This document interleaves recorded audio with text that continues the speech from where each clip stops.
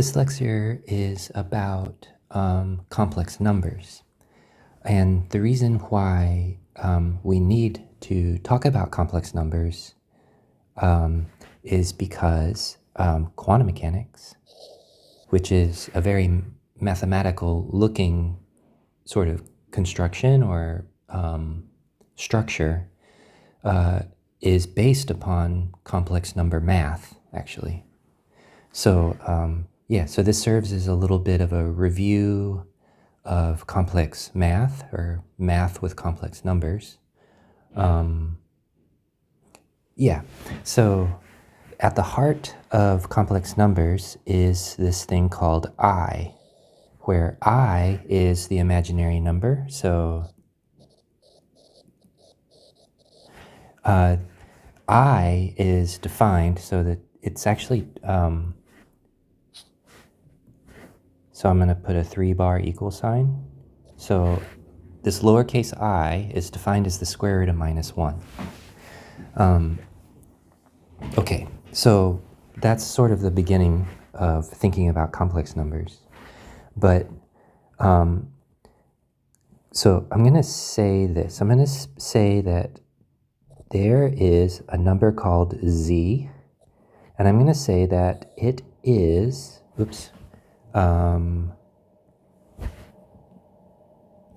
complex. So what this statement here is kind of shorthand. It's like math shorthand.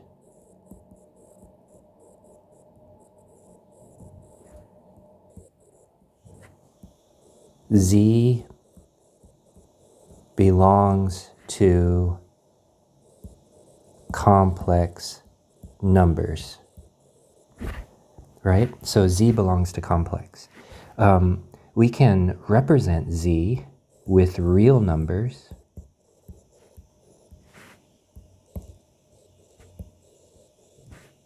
and real numbers will be described by this like script R as opposed to this script C, right? So represent Z with real numbers, and we'll call them like A and B. So one way we can represent a complex number Z is with actually two different real numbers. So Z is the real number A plus I times the real number B. And we can say that the real part of Z equals to A, and the complex part of Z equals to I times B, right? So the complex part of Z is complex, and it's, you might say it's purely complex. That is, we would say that I times B here has no real part, right? So this is no real part, and the real part of Z has no purely complex part. So maybe I'll just say it. Okay, so this is one way to write Z. Another way to write Z is actually based upon this famous Euler formula, or Euler.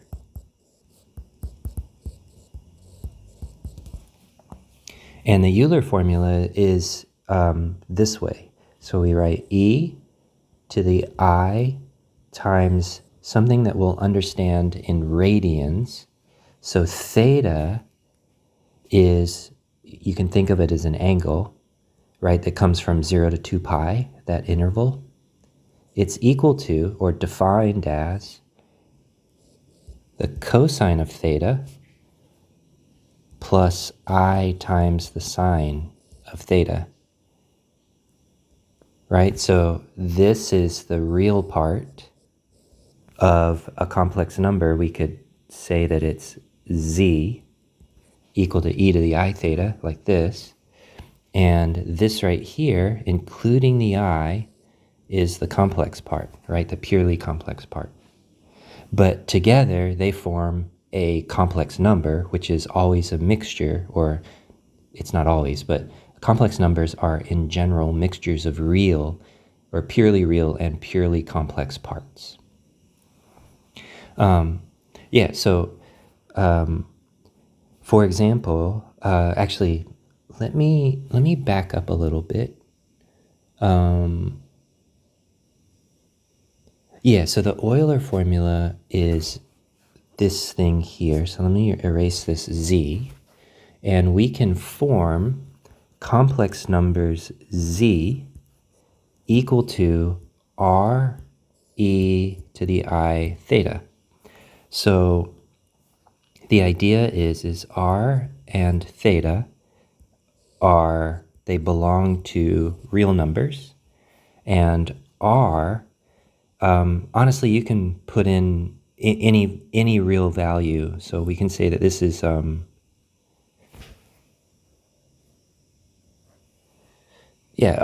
like r can be any real number, so any real number. And actually theta can too, but theta is thought of as an angle, right? 0 up to 2 pi radians, right? Like you put in sort of radian values, or you understand the arguments of cosine and sine as radian values. Okay. So I've got two representations of a complex number. I can write it as a plus ib, or I can write it as this way, and I can mix these up, right? Okay. So, no problem. Check this out. So here is, let's set z equals to I, right? So z equals the square root of minus 1. So I can represent this with a equals to 0, right? In this representation, comma, b equals to 1. So that's one representation. But I can also represent z equals to I the following way, because I know that if I wanted, I could write z equals to r e to the I theta, and this z is r cosine theta plus I sine theta, right? So I want it to look like this, though. And this z will equal to I, right, if r equals to 1 and theta equals to, for example, pi over 2, right? Pi over 2 is secretly, that's 90 degrees. And the sine of 90, right, is 1. And if r equals to 1, then, so z equals to r e to the I theta, where r equals to 1, theta equals to pi over 2, this z will equal to I. What's fun about this, right? So we can say z equals e to the I pi over 2, right? And this is equal to I. So what's interesting about this is I can wonder kind of fun things. I wonder what is, like, how can I understand, for example, so I could ask, what's the square root of I? How do I understand the square root of I, right? This is the square root of the square root of minus 1. And what the heck is that kind of a thing? Well, it turns out that this is a really nice way to represent, for example, the square root of I, because the square root of I equals the square root of this thing that I just built called z, and the square root of z is the square root of e to the I pi over 2, right? And I can take that square root, so e to the I pi over 2, if you want the square root, right, you raise it to the half power. But with exponentials, raising to the half power is you just multiply the exponents. So this is e to the I pi over 4. So it's a really nice way to understand something like this. And you can do any root, right? You can raise I raised to any 1 over x value. This is equal to the xth root of I, for example, where I is simply written this way right here. Okay, so yeah, so this is complex numbers. I'm sure you've seen some of this stuff before. A really important thing I'm hoping that you are seeing happen is this is a central way to understand complex numbers. It's in terms of an angle. And we have multiple representations based on the choice of two real numbers, right? So it always takes two real numbers to fully represent a complex number. Okay, so we need a little bit more complex number math though. So in particular, what we need to talk about next is called the complex conjugate.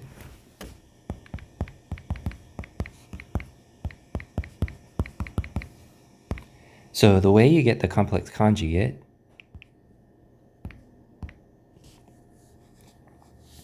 you just find every I and make it negative.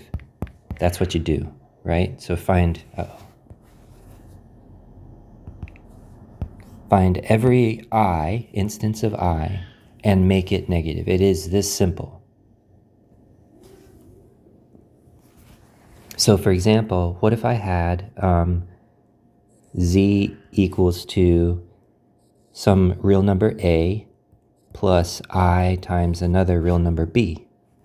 The complex conjugate is denoted by putting a little star up and to the right, and you just find every instance of a complex thing, and you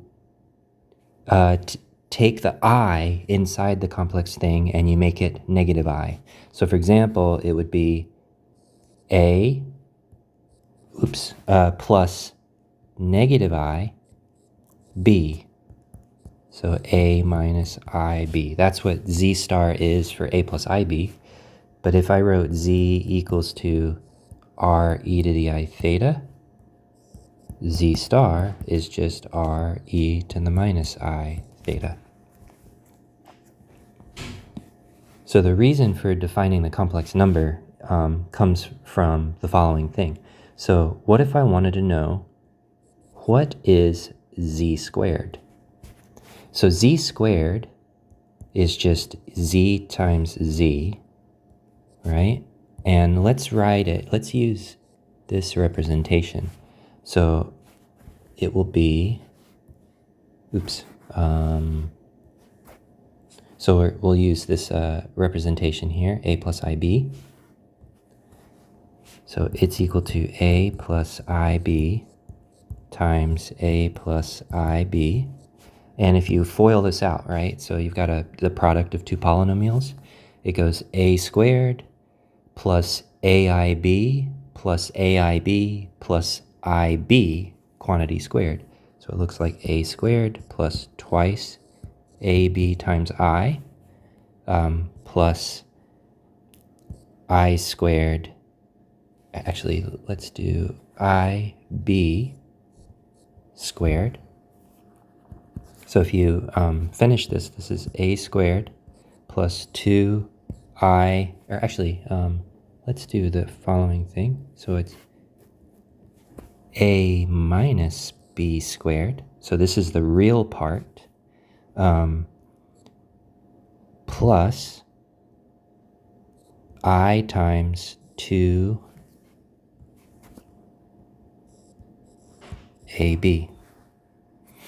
So this is the real part of squaring z, and this is the complex part of squaring z. So z squared is complex,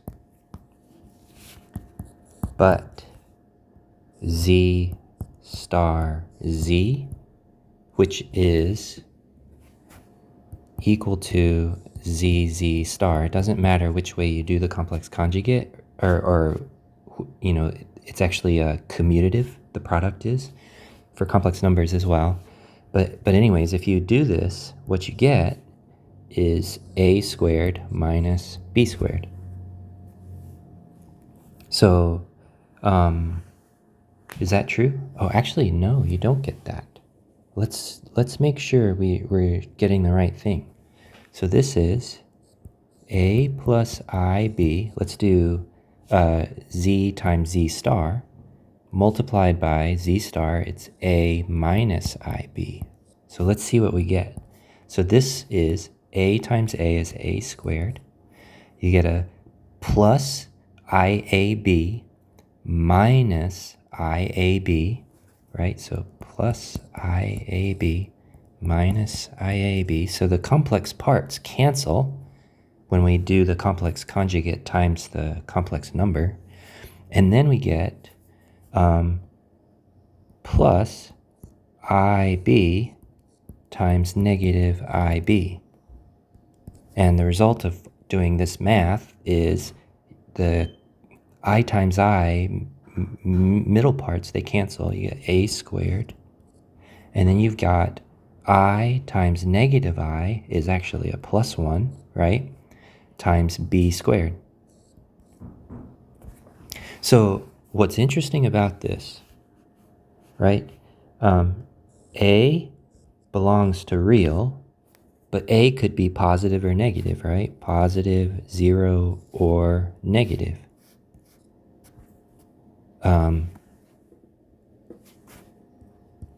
Right? So a can be positive or negative or 0, and likewise b as well. So b and a can just be any real number. But z star z is only ever going to be bigger than or equal to 0. And actually, I should reverse the order. So z star z is strictly going to only ever be a real number, and z star z, besides being a real number, is strictly bigger than or equal to 0. The only way that z star z can be 0 is if both a and b are themselves 0, right? So z star z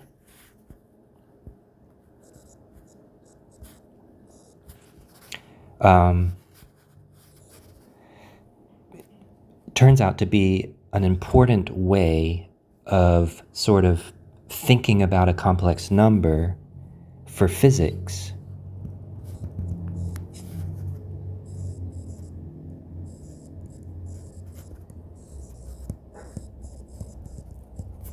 Because we can depend on it being real, and we can depend on it being bigger than or equal to 0,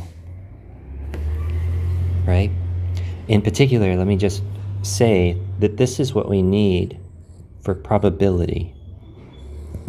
In particular, probability can't ever be negative, and there's no such thing as thinking about probability for physics experiment as being anything but real. And this is the reason why we need the complex conjugate. All right, so cool. So we have a lot of stuff going on. This is fun. Complex numbers. For fun, let's do z equals to r e to the I theta. Z star is r e to the minus I theta. And so Z star Z in this particular case equals r e to the negative I theta, because I put Z star first this time, times r e to the I theta, and this is equal to r times r, times e to the negative I theta plus I theta, right? Remember, when you have the product of exponentials, if the base, these are called the bases of the exponentiation, if the bases are common, then the product is simply the sum of the exponents. So here I am adding the exponents on the common base. So this is r squared e to the 0, but remember, e to the 0 equals 1, right? Because I have no factors of e. That's what that means. So 1 times 0 factors of e is 1. So this is just simply r squared. Once again, bigger than or equal to 0 and absolutely 100% real. So in both ways of thinking about the complex numbers. Okay. What if, so I need to do this though. What if you have a couple of complex numbers? So here's a z1, a z2, and a z3, for example. What if I do this? What if I make another complex number, z4, which is the product of z1 and z2, right? So in a sense, this is a function of complex numbers, z1 and z2, right? So this function of complex numbers is written this way, and I might want to know what's the complex conjugate of the function. And it turns out that the complex conjugate of the function is just going to be, take z1, complex conjugate it, multiply by z2, complex conjugate. That's what the complex conjugate of the function is. And this is true for sort of any function of complex numbers. For example, g of, say, z1 and z2. What if we said, I want z1 raised to the power of z2? The complex conjugate of g, right, the function g, is just you go in and you complex conjugate everything. So it's z1 star raised to the z2 star, right? So it just simply is, complex conjugate means go in, every complex thing, you just imagine taking the complex conjugate of it. So, and you're guaranteed that g star is strictly bigger than 0 and only real. Okay, so yeah, that's my little spiel on complex numbers.